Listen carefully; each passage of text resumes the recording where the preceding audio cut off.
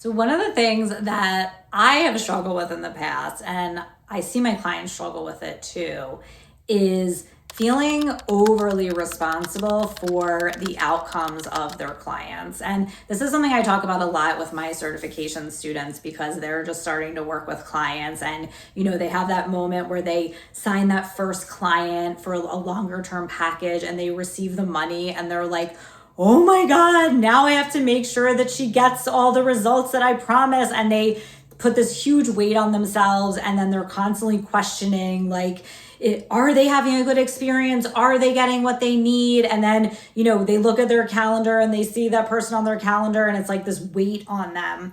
And I remember feeling like that too in the beginning. And especially when you're somebody who is super empathetic, super sensitive. Those are your gifts and those are why you're so good at helping people. But also when they go unchecked and they are enmeshed with your trauma or your core wound, then you can mistake your empathy and your sensitivity for carrying the weight or the burden of somebody. And that's definitely not something you want to do. And it's also going to block you from being able to expand and bring in more clients because one more client is going to feel like, oh my God, another person I have to be responsible for. And this whole dynamic typically comes from a core wound of overgiving or some sort of enmeshment with your parent where you weren't getting your needs met or you were emotionally neglected in some way. So in order to attune to your parent, you would give them what they needed or make sure that they were supported so that you could get what you needed. And that causes poor boundaries and it causes you to overgive without even realizing it. And especially if you're somebody who feels exhausted by social interactions or exhausted by any kind of interaction with somebody, you probably have some of this going on because it's very common, especially for women who, when you were younger, your parents were not able to support you emotionally or your parents were emotionally volatile and they had some sort of unpredictable tendencies where you never knew what mood they were going to be in or you never knew when they were going to freak out or yell or be mad. It would cause you to create this pattern of relating where you had to make sure that they were okay so that you could be okay. And when you start to work with clients, that's going to work well for you in the sense that you're super tuned into them and you can feel what they're feeling and you know exactly what's going on and they're going to feel really safe and really seen by you. However, if you are operating from your core wound, that's telling you that in order for you to be safe, you have to overgive, it's going to feel like a huge weight on you. And that's the thing we want to shift. And like I said, this really comes down to safety because in childhood, you created this coping mechanism to get your needs met and to feel safe of making sure that your parent or caregiver was okay so that you could be okay.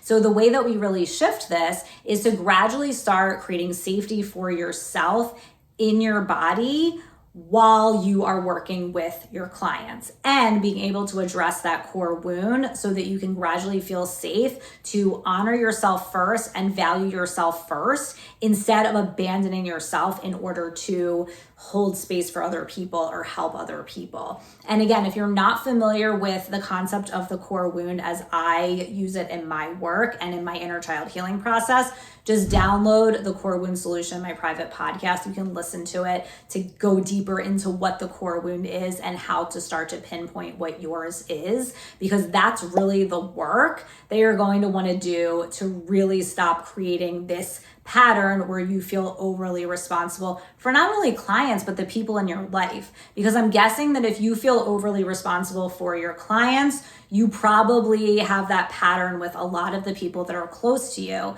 And if you find yourself feeling resentful of the people that are close to you or feeling like you're always doing more than they are, or you feel unacknowledged or unappreciated, it's probably because you're in this pattern, this dynamic of relating that you don't even realize it. And when you have this kind of dynamic going on, it's literally your blueprint for what you think a relationship is. So you might not even realize that you start to get close to people that need you more than you need them, or you're always the one who is holding space for them or helping them, or you're constantly unconsciously abandoning your own feelings and desires for theirs. And a lot of times what happens is you can't even tell the difference between their feelings and your feelings. And I know this so well because I have worked through so much of this, and so much of my pattern and dynamic with my husband was that I would automatically just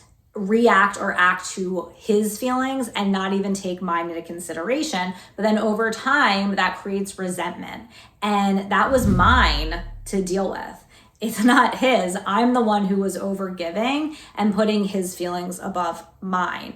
And we're taught as women that that's a good thing, but not when you're taking care of people to your own detriment. Because then what you're doing is you're just modeling to your children, your clients, the people around you, that it's okay to abandon yourself, betray yourself, not value or honor yourself to be there for other people. And it unconsciously shows your partner, your kids, and even your clients that you don't think they can manage their own emotions, right? And that's what codependency is. So we really want to take a step back from this and say, okay, where am I not valuing myself? Where am I putting other people's emotions above my own? And how can I start to take baby steps to feel safe honoring myself? And this is something that we want to take slowly because it can really feel dangerous or unsafe for you to honor yourself first.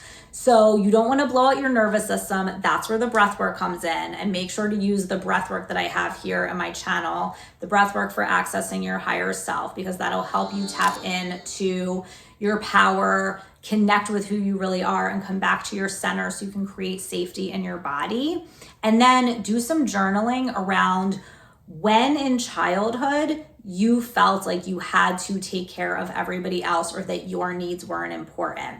And just journal on that for at least 2 days, ideally 3. See what comes up. Continue to do the breath work, and then start to see how you can honor yourself within the interactions with your clients, your partner, your kids, your parents, whoever the people are that are close to you. So to bring it back to working with clients, you want to really be looking at where am I feeling overly responsible and how can I bring my energy back into my body, start to create safety in my body. And this is something that I go really deep in my inner child healing process. But one of the things we use is called frames of reference. So if I'm telling you to create safety in your body and you're like, yeah, but I don't know what that feels like. I've never felt safe before. I don't know how to do that. You want to think about a time where you did feel safe. Or if you don't feel like you've ever felt safe, think about a time that you witnessed someone else feeling safe. What did that feel like to you? And seeing if you can extract that energy from that past circumstance and bring it into your body now and breathe and let yourself feel that energy and make it a practice. And you want to get into that energy before you start working with clients, before you get into a hard conversation with anybody that's close to you, so you can start to create this foundation for you to value and honor your own needs first, and even start to access your own needs while in the presence of somebody that's close to you, because sometimes that can be hard if you're super enmeshed with them. These are practices that are going to completely transform the way you work with clients. It's going to allow you to hold a safe space, use your gifts of sensitivity and empathy and being able to tune into their feelings without taking it on and without worrying about their process. And you're going to be able to trust that you're doing what you said you were going to do and you're creating the space for them to heal, but you're not going to be so attached as to how long it takes or what the process is or whether they're getting what they need, because you're able to stay in your own energy and you're allowing them to stay in theirs. And ultimately, they're going to get better results anyway because you are allowing them to create their own results. You're not stepping in, you're not taking it on, and you're modeling to them what it looks like to have a healthy relationship with your own needs and desires, and to hold healthy boundaries that create a space for everybody to heal and grow. So do the journaling I suggested, do the breath work. I'd love to hear how this landed for you. Also, don't forget to download the Core Wound Solution private podcast. You can get deeper into what your core wound is and how it is creating this dynamic of feeling responsible for other people.